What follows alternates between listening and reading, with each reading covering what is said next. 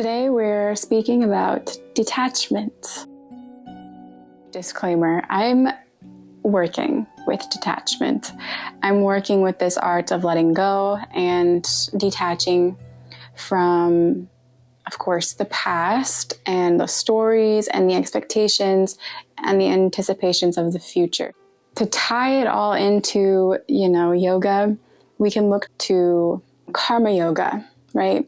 So if you're finding this video, maybe you struggle with detachment in your actions in the world, or maybe you're looking for a different perspective, you might find some benefit from this kind of perspective on non-attachment to the fruits of our work, our outcomes, or whatever. What inspired this video for me is obviously I'm working with this, and it's important for me to speak, to share with my voice, like literally speak words, to process lessons and guidances and teachings that I receive and also transmit. It really is like the vocal aspect that helps me to digest it all down, break it up, and let it process through. So that's the first little niche. The second thing that really inspired this was actually, I was watching the show House of Dragons, okay? I don't watch a lot of television, like at all, but I love a juicy TV show, gotta admit. And this one, whatever. We all have our opinions on this. It's not very ahimsa, we'll say that, nonviolence, but, regardless. I've been watching this show because I really loved Game of Thrones, okay? And I watched the first season of House of Dragons. And the second season just, happened, and it was really great to kind of have those days of a juicy TV show, a juicy series, because I really rarely watch them these days. I mean, if I do, I definitely do, but who am I kidding? I love a juicy show, a juicy movie.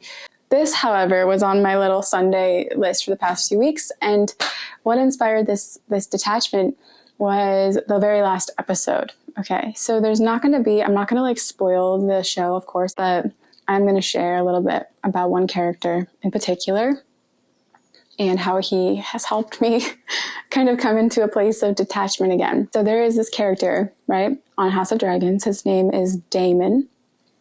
I'm going to spit out my gum because I just realized I was chewing gum. Wow, what a pet peeve when people are chewing their gum and talking. So sorry. Anyways, moving forward. Daemon, right? I know what you're thinking automatically, like, what's Daemon? Ew. Why he has helped me is he really reminds me of somebody who's taught me a lot of lessons, okay? An ex-partner. And really, it's more just like a type of ex-partner that I used to really kind of attract or be attracted to. And right, you could say like the bad boy, the bad guy, or, whatever. He's got a few issues, Daemon, the character Daemon. But weirdly, his character really reminded me of a specific person who taught me a lot of lessons in life in general, not just, of course, in love and relationships, but also, self-love and acceptance, and a lot of things. And we're going to get into a few of them, but it's not about the relationship, really. Daemon's been like this bad boy, this kind of troublemaker, kind of like a rebel and outcast, and like, a badass all in one. And very stubborn. He's like fixed in his ways and doesn't really feel like the weight of consequences. He doesn't consider them very much, And so you could say impulsive, immature, emotionally kind of just not there, unavailable perhaps. But there is this other part of him that there's this fire, this juice of like the heart. You know what I mean? For the last few episodes, the whole season of season 2, he was really going through this dark night of the soul, you could say. And of course, I'm not giving away anything, but we'll just say that. And he was kind of on his own in this dark night of the soul journey, going through a lot of like, if you're familiar with Carl Jung's kind of work, there's a lot of like crazy dream work and just things coming up that needed to come up, like, the sludge at the bottom of the bucket to be like worked through, the bucket and the sludge being your shadow and like your ego. You know what I'm saying? Basically, House of Dragons is all about like getting the throne.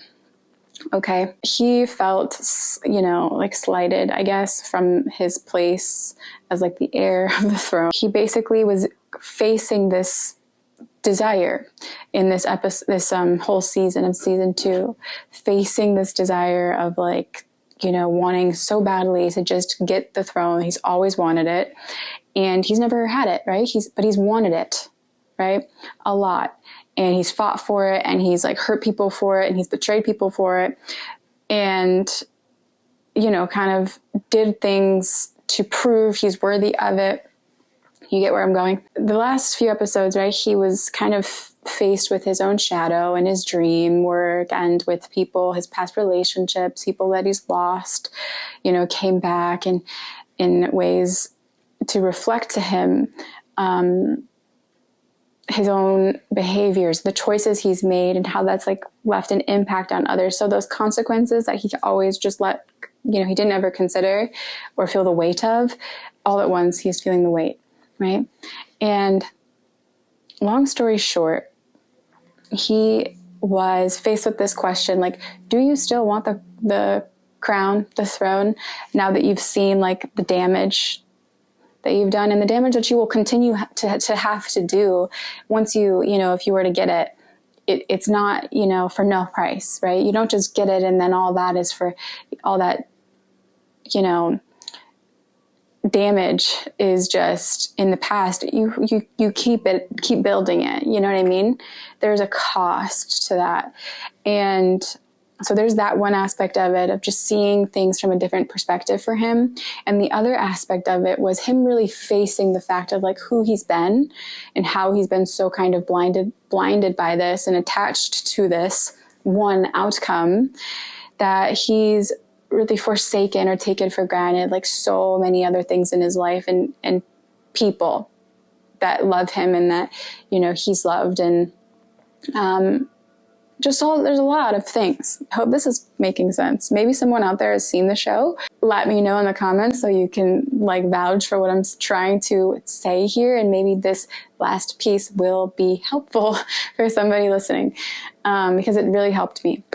After he's made a few better choices, right? So he's made some different choices.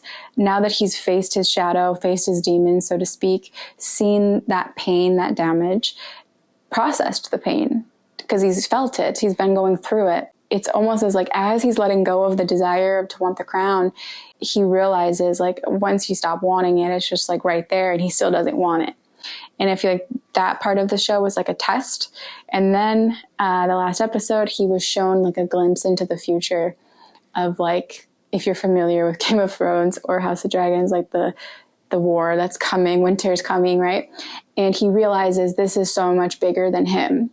And he realizes, like, from my point of view, it's like you could see that attachment to one outcome for him and how that goes for him and what he thinks he's going to get out of it and why he wants it so bad. It's like all of that dissolves in the face of this truth that he's shown through his gradual processing of all the shadow and the detachment from that one thing, the crown, the throne, the ego gratification, you could say.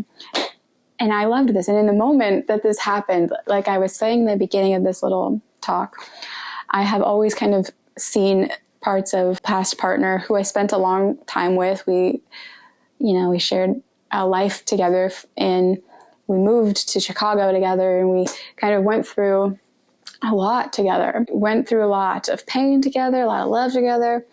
And so I really just always saw pieces of this partner and this character. It really reminded me of him, like all of it, right? The look, the energy. But for this last episode, I really realized for the first time that what reminded me so much of my past partner and, why that kept coming up, even though I really kind of processed that relationship and kind of let it go, I realized that what I was feeling was this reflection actually of my own shadow.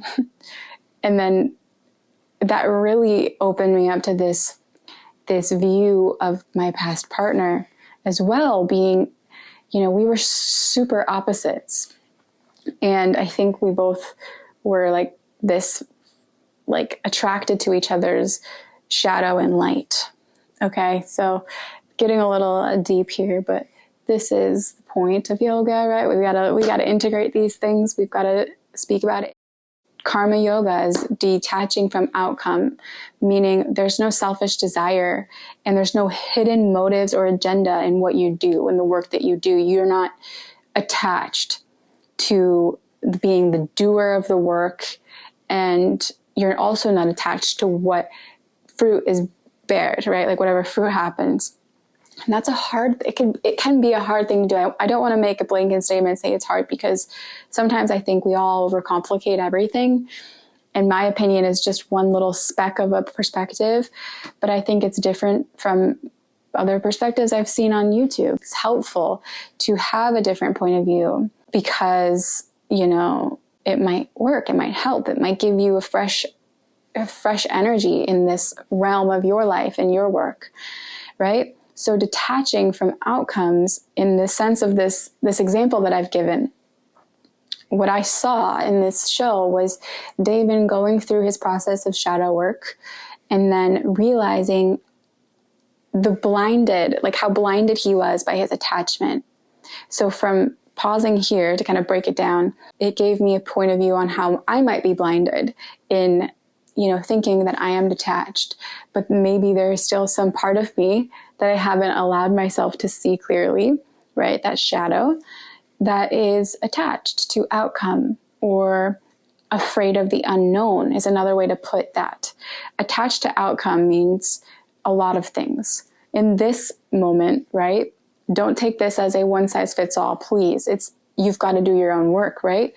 In this moment, though, I'm just sharing what I'm interpreting from my own feeling.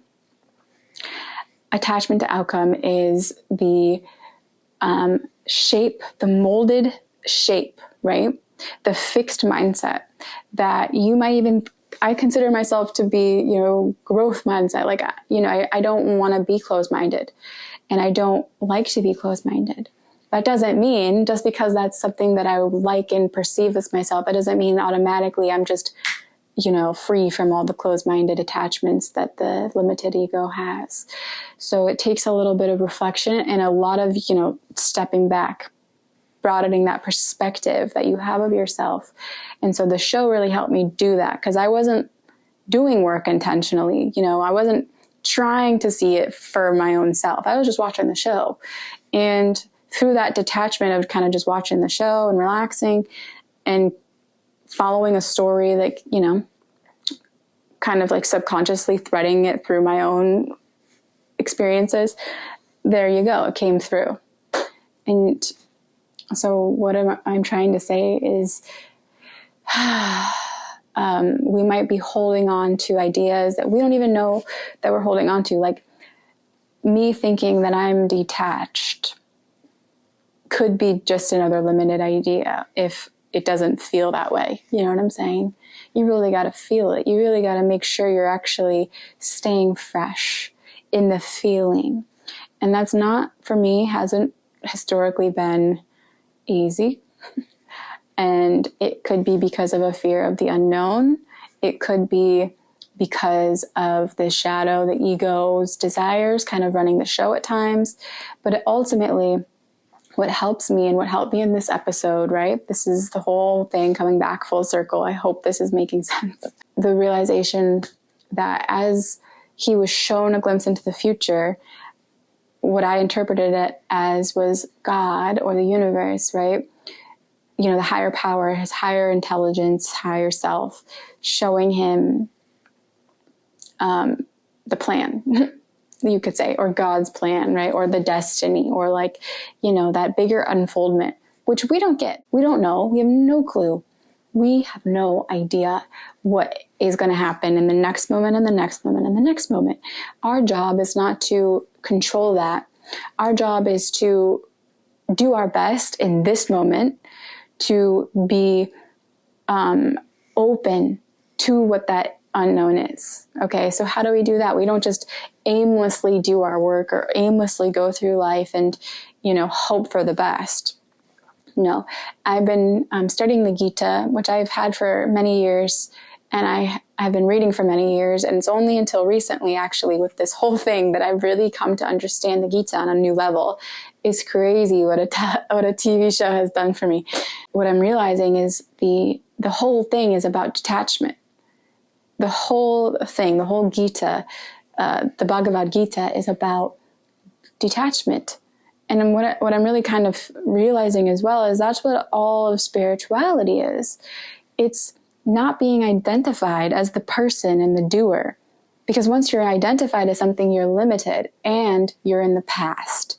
So you're in a shape, a form, a limited identity that is also in the past because that's where they come from, the past. To be detached fully is to be surrendered to the unknown. And the unknown, we are not as humans trained to be okay with the unknown. So if we're going to take anything away from this video, which there's a lot we could take away, I don't even want to discount what I've shared because it's helped me tremendously. Just the power of stepping outside and not taking life so seriously for a moment and seeing things, being open to seeing things. Okay, if I was pushing away the narrative about my ex-partner and the type of people I used to attract and all this stuff, I wouldn't have had the insights that came through. But because I'm fine with it and I've accepted my past and I've accepted these people and I don't hold anything against them, or the one in particular, right? Like anything, because that frees me. Because of that, first of all, that's like the background work. I was able to kind of see this unfold like that in the show from my own perspective. Who knows if that's what the creators of the show were trying to go for, but it felt like that a lot to me. This lesson of just like, and really what happened was Damon stepped into a role that he was meant for, right? His wife, his partner is the queen, and he was like almost plotting to go behind her back before all this kind of shadow work happened, and uncontrollably, right? Like you could feel it in the show. He wanted to be with her and he wanted to do the right thing, but there was these uncontrollable impulses, the desire to be, in power. And that is so relatable because that's what we're all going through all the time. And really what I got from this again was the realization that my projection onto that character kind of always kept this bias to him and how I viewed him. Realizing that what I was feeling and projecting was just my own shadow, not only onto the character, but onto the past people. It gave me this new door of freedom in my heart and my mind and my perceptions of life and the world and myself. And with that perception came this kind of like relief of detaching from a lot of narrative stories, identifications, you could say painful experiences with these kinds of partners. And that kind of kept this loop, this tape in my mind going about it's kind of like this critical voice that I always projected as it was, someone from my past who I projected them to be so critical of me. And, I always felt like I wasn't good enough for them. And so now we're getting deep, but whatever, it is what it is. But what this all gave me was the realization that critical voice that I had kind of labeled as coming from outside, from someone else, was really, honestly, originally this internal projection. That's the shadow. And so with Damon, to tie it in with him, to draw some lines, hopefully it will make more sense. It's like he was going through this process of realizing that it was his pride and his feeling of being rejected by his brother, who was the king before him or before his wife, because it's really weird show. It's weird, but basically all of these fears and projections came up through his relationships in the shadow work he was doing and the dream work he was having. in the whole process, what you realize is that that was all coming from within him. And that's what happens when we do shadow work. We realize it's not just shadow work. I mean, we can draw the line back to our work in the world by remembering the principles of karma yoga, which is detachment from the fruits, the outcomes. But as in the Gita says, at least the copy that I have, the commentary is really great. And they mention a line from Gandhi, which I'm going to probably butcher right now, but it's been helping me. It's that we're not indifferent to the results, right? We're not just not caring about what we're doing and how that's impacting. We are aware of our intentions and our expectations and the means there too, right? So we know what we're doing. We are aware and knowing of our capability of the means there too, right? So we're not setting unrealistic parameters for ourselves and intentions for ourselves. We're wholly aware of what we're able to do here and now, and based on this place of this utter discernment and confidence with a clear mind, first of all, then we can understand that we have that power to know this action, this work, this thing that we do that is done through us, we know that there is kind of an expected result.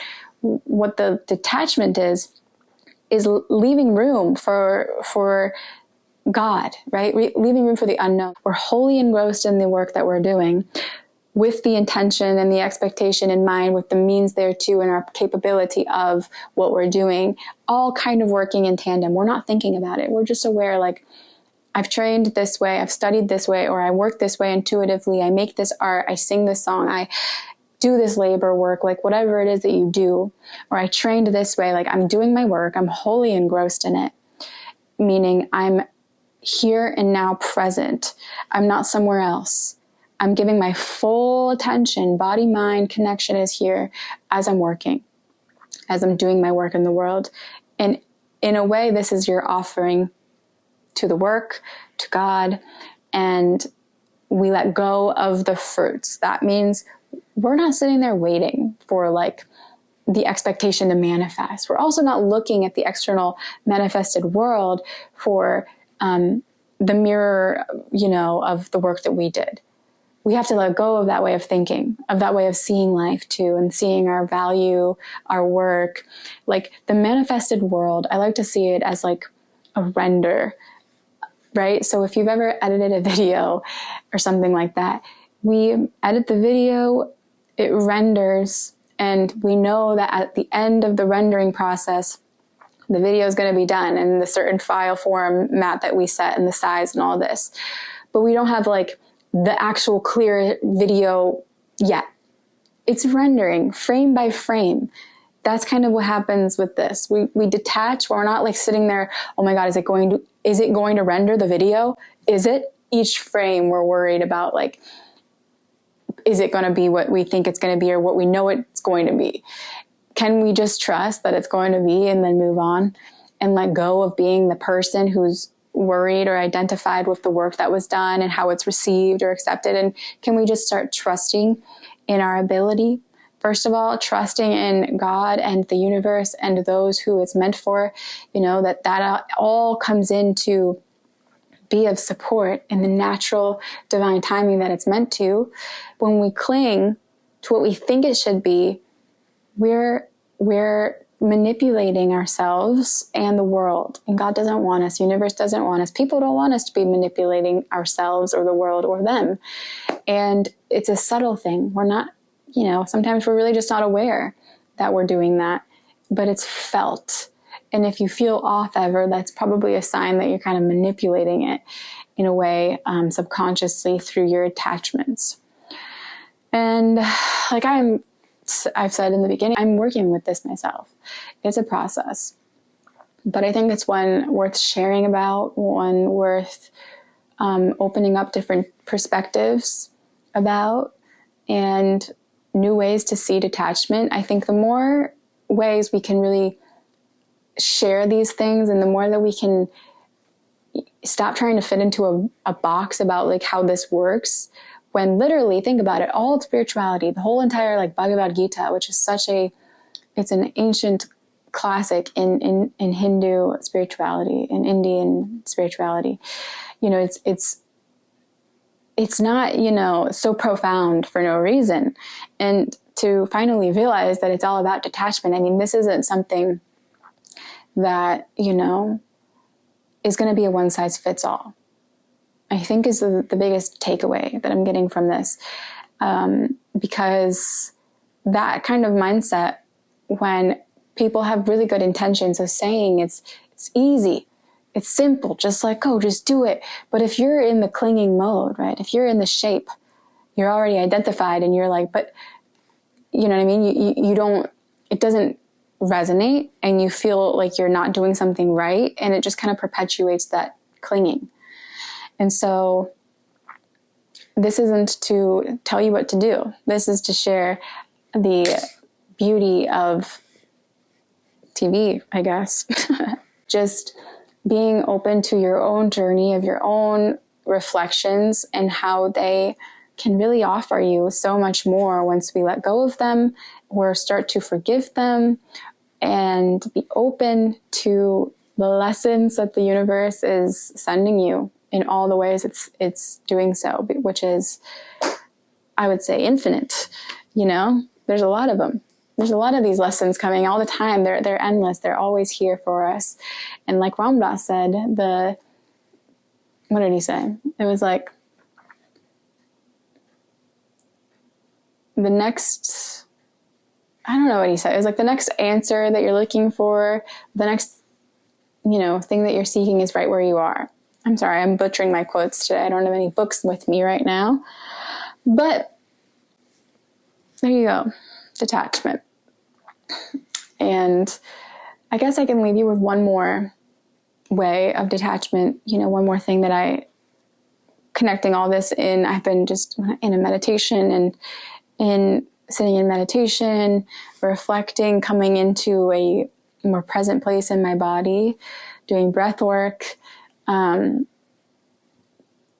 go of just like rigid expectations on myself, and remembering people, relationships that are unconditional.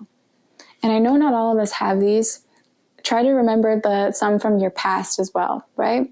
Like I have these friends, I'm from upstate New York, Buffalo, New York, and these like lifelong friends that it's like those connections since I was a kid, since I was very young,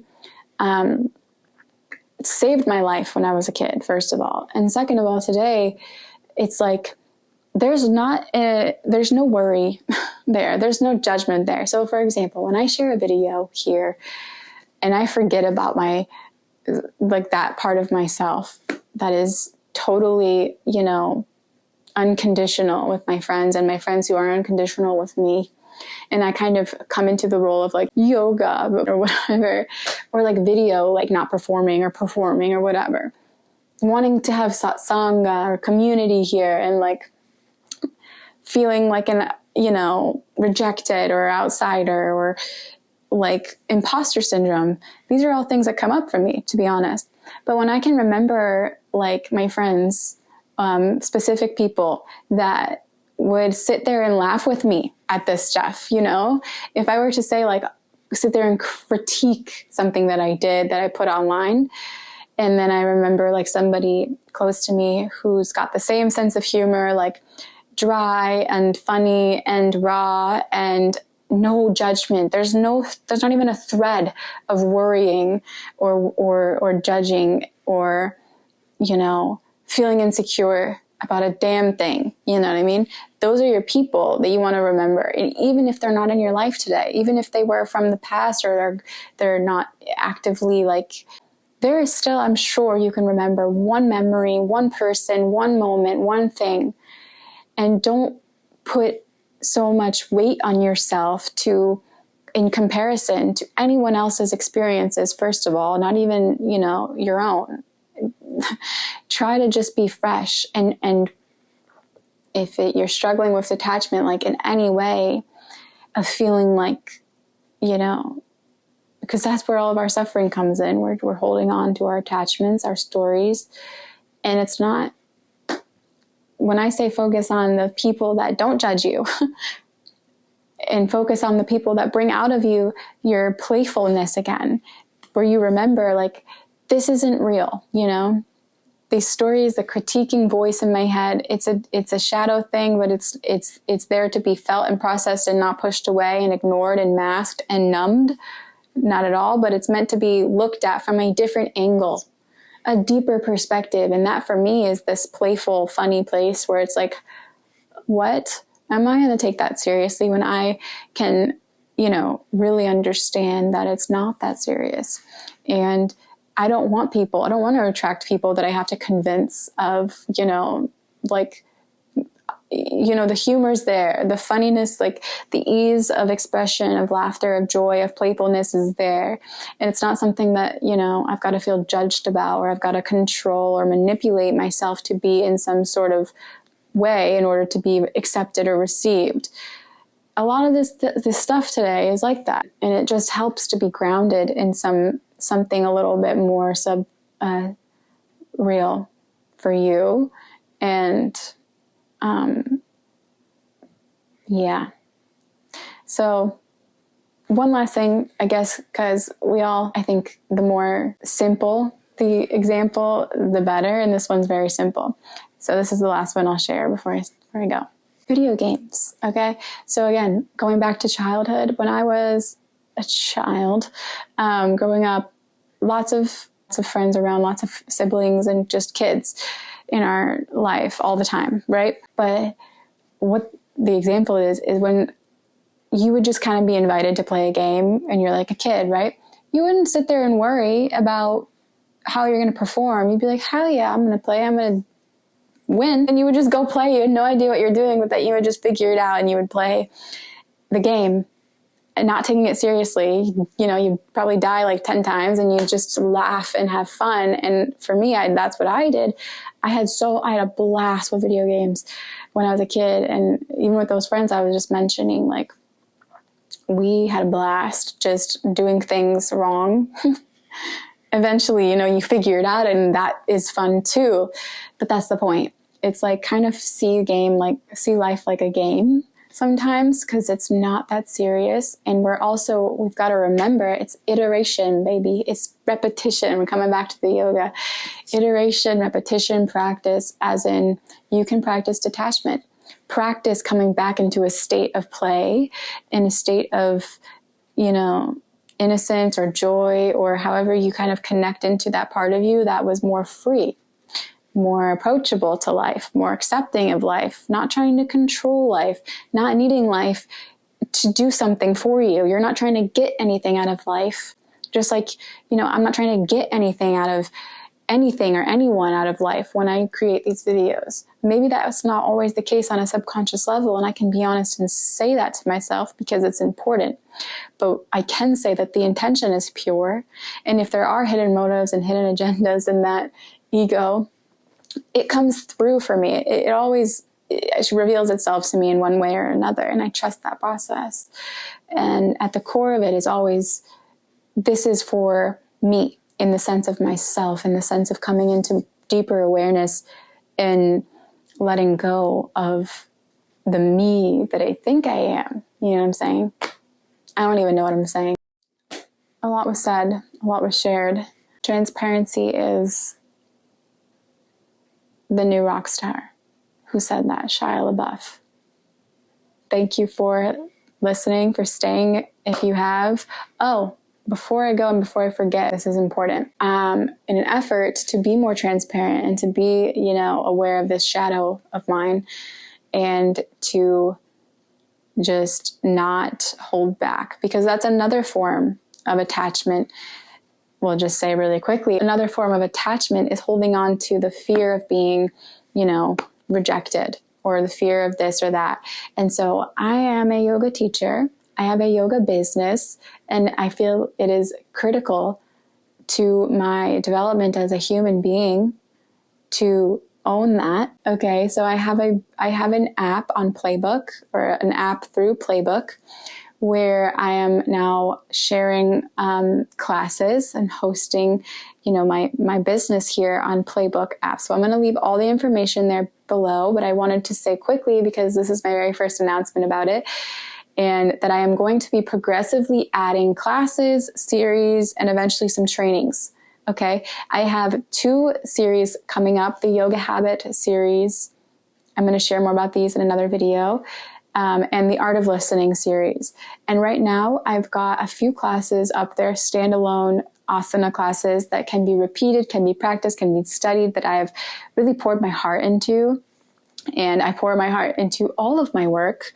All of this work is from the heart and from hours and hours and years of devoted, dedicated practice.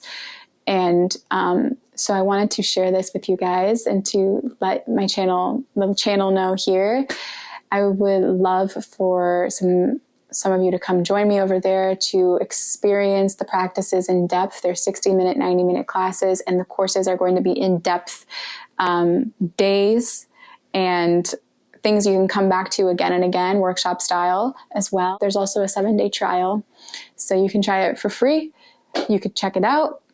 I appreciate it either way, even if you're just checking it out and continuing your practice, or just in support of me as a small business owner for now, a yoga teacher here. And of course, I will always keep sharing for free on YouTube. So be sure you are subscribed, comment, be involved in a conversation. We want a community and a sangha eventually, right? Like-minded people here, spiritually minded people. So don't be shy. Practice that detachment, that vulnerability, form your own opinions. And I'm sending you much, much, much love, peace, and blessings on your way. Thank you so much. Namaste.